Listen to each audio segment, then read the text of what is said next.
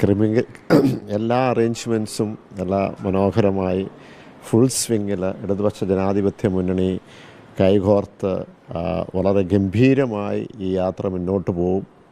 അതിന് യാതൊരു സംശയവുമില്ല. അതുമാത്രമല്ല, നമുക്ക് അറിയാവുന്ന പോലെ കഴിഞ്ഞ 5 വർഷക്കാലമായി ജനങ്ങൾക്ക് കൊടുത്ത പ്രകടന പത്രികയിൽ 2021 കൊടുത്ത ചില വാഗ്ദാനങ്ങളുണ്ട്. അതിനകത്ത് ഏതാണ്ട് ഒരു 96% നമുക്ക് പൂർത്തിയാക്കാൻ കഴിഞ്ഞു. പൂർത്തിയാക്കുമ്പോഴും നമ്മളൊരു കാര്യം മനസ്സിലാക്കേണ്ടത്, ഏത് വികസന പദ്ധതിയാണെങ്കിലും വലിയ ഒരു പ്രതിഷേധം മറുവശത്തു നിന്ന് പ്രതിപക്ഷത്തു നിന്നുണ്ടായിരുന്നു. അതിനെല്ലാം പ്രതിരോധം സൃഷ്ടിച്ചുകൊണ്ടാണ് ഈ വികസന പദ്ധതി മുഴുവൻ നടത്തിയിരിക്കുന്നത്.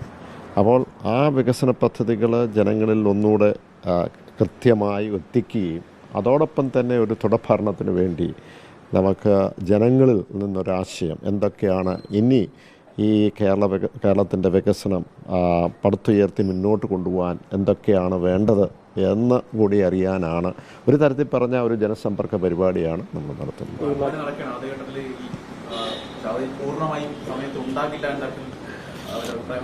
അതെ, പാർലമെൻറ്റ് ഉണ്ടായിരുന്നു. പാർലമെൻറ്റ് ഇപ്പോൾ നടന്നുകൊണ്ടിരിക്കുകയാണ്. നമുക്കറിയാം ബഡ്ജറ്റ് സെഷനാണ്. പക്ഷേ ഇപ്പോൾ പാർലമെൻറ്റ് ഏതൊക്കെയാലും അടിച്ചു പിരിഞ്ഞുകൊണ്ടിരിക്കുക. ഒന്ന് സംസാരിപ്പിക്കാൻ പോലും അധികാരികൾ സമ്മതിക്കുന്നില്ല. ഏതൊക്കെയാലും വളരെ പ്രധാനപ്പെട്ട ഒരു ജാഥയുടെ ക്യാപ്റ്റൻ എന്ന നിലയ്ക്ക് പൂർണ്ണമായും ഈ ജാഥയിൽ ഞാനുണ്ടാവും. ഈ മധ്യകേരളത്തിൽ പ്രത്യേകിച്ചും കർഷകരുടെ വിഷയങ്ങളൊക്കെ വലിയ ചർച്ചയായിരുന്നു. ഇപ്പോൾ തദ്ദേശം കഴിഞ്ഞതേ ഉള്ളൂ, 2 ബഡ്ജറ്റ് കഴിഞ്ഞു. ബഡ്ജറ്റിലൊന്നും കാര്യമായിട്ട് കേന്ദ്ര സർക്കാരിൻ്റെ ബഡ്ജറ്റ് കാര്യമായിട്ട് കിട്ടിയില്ലെന്ന് പറയുന്നു. സംസ്ഥാന സർക്കാരിന് അതുപോലെ ഒന്നും ഉണ്ടായില്ലെന്നാണ് കർഷകർക്ക് പറയുന്നത്. ഈ കർഷകരുടെ വിഷയങ്ങൾ തീർച്ചയായും നമുക്ക് റബ്ബർ കർഷകരുടെ വിഷയങ്ങളുണ്ട്, നമുക്ക് മലയോര പ്രദേശങ്ങളുടെ വന്യമൃഗത്തിൻ്റെ വിഷയങ്ങളുണ്ട്.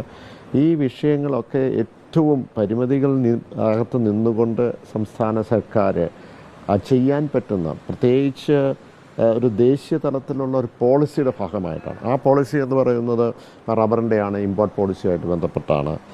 അപ്പോൾ അതിനകത്തൊക്കെ വളരെയധികം കാര്യങ്ങൾ നമുക്ക് സംസാരിക്കാനുണ്ട്. ഇപ്പോൾ ഒരു ഷോർട്ട് ടൈമിൽ സംസാരിക്കേണ്ടത്, കേരളത്തിൻ്റെ ആയിരുന്നു ഒരു വിപണി, ഏറ്റവും വലിയ ഒരു വിപണി.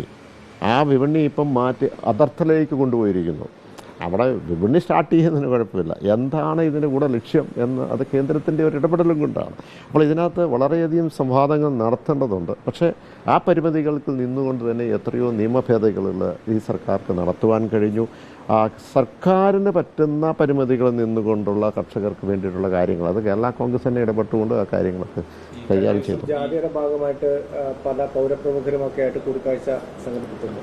സഭാ നേതൃത്വം, പ്രത്യേകിച്ച് മധ്യ കേരളത്തിലാണ്. അപ്പോൾ സഭാ നേതൃത്വവുമായിട്ടുള്ളൊരു കൂടിക്കാഴ്ചകൾ ഇതിൻ്റെ ഭാഗമായിട്ട് ഉണ്ടാകുക. സഭ കൂടുതൽ അല്ല, ഇപ്പോൾ നമ്മൾ യാത്രയുമായി ബന്ധപ്പെട്ട ഓരോ പ്രദേശങ്ങൾ ആർക്ക് വേണമെങ്കിലും ആ കൂടിക്കാഴ്ചകൾ അവിടെ വരാം.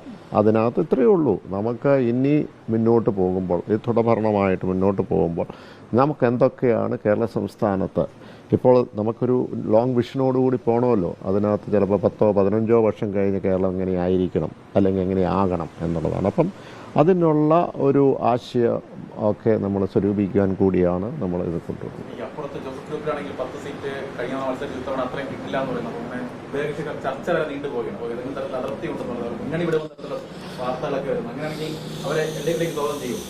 ഞാൻ അതിനകത്ത് ഇപ്പം അവർക്ക് വല്ല ബുദ്ധിമുട്ടൊക്കെ ഉണ്ടെങ്കിൽ, നിങ്ങൾക്കറിയാവുന്ന ഒരു രക്തത്തിൻ്റെ ഭാവമാണ് അവരും. അപ്പോൾ പണ്ടൊന്ന് നമ്മുടെ തറവാട്ടിലേക്ക് നമ്മൾ കൂട്ടിച്ചേർത്തിരുന്നു.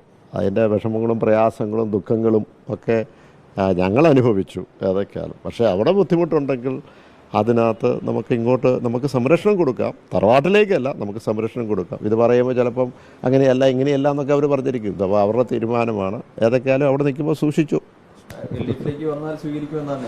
അല്ല, ഞാൻ പറഞ്ഞല്ലോ, അവർ പറയട്ടെ. ഏതൊക്കെയാലും ബുദ്ധിമുട്ടുകളൊക്കെ അവർക്കുണ്ട് എന്നറിയാം. അപ്പം ഞങ്ങളുടെ കൂടെ തറവാട്ടിൽ വന്നു കഴിഞ്ഞപ്പോൾ എന്ത് ബുദ്ധിമുട്ടുകളാണ് ഉണ്ടാക്കിയത്, അത് തന്നെയാണ് ഇപ്പോൾ അവിടെയും സംഭവിച്ചുകൊണ്ടിരിക്കുന്നത് എന്ന് എനിക്ക് തോന്നുന്നു.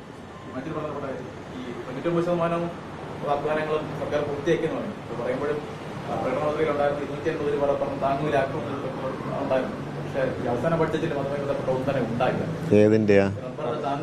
റബ്ബറിൻ്റെ നമുക്ക് 150 180 അതിനുശേഷം 200 നമുക്ക്. അതും മാത്രമല്ലല്ലോ, നമുക്ക് ഇതുമായി ഒറ്റ ഇതേ ഉള്ളൂ. ഞാൻ പറഞ്ഞത്, എത്രയാക്കിയാലും ഒരു തീരുമാനം കേന്ദ്രത്തിൻ്റേതാണ്. ആ തീരുമാനം കേന്ദ്രത്തിൻ്റേത് എന്ന് പറയുമ്പോൾ പോളിസി ദേശീയ തലത്തിലുള്ള പോളിസിയാണ്.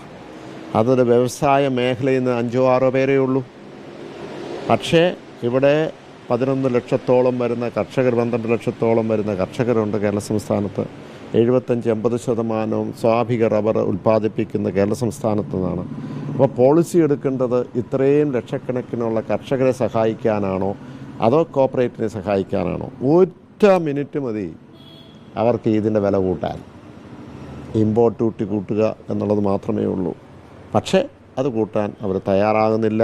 മാത്രമല്ല, ഞാൻ പറഞ്ഞല്ലോ, ഏതാണ്ട് 7000 കോടി രൂപ കഴിഞ്ഞ 5 വർഷം കൊണ്ട് ഇമ്പോർട്ട് ഡ്യൂട്ടി വഴി കേന്ദ്ര സർക്കാരിന് കിട്ടിയിട്ടുണ്ട്. ആ ഇമ്പോർട്ട് ഡ്യൂട്ടി എന്തിനാണ് വെക്കുന്നത്?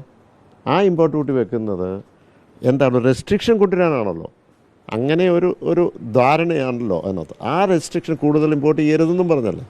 ആ റെസ്ട്രിക്ഷൻ ചെയ്യുന്നത് എന്തിനാണ്? കർഷകർക്ക് വേണ്ടിയല്ലേ. അങ്ങനെയാണെങ്കിൽ ഇമ്പോർട്ട് ഡ്യൂട്ടി ആരുടേതാണ്? ആ ഇമ്പോർട്ട് ഡ്യൂട്ടി കിട്ടുന്ന പണം അത് കർഷകർക്ക് വേണ്ടിയിട്ടുള്ളതല്ലേ?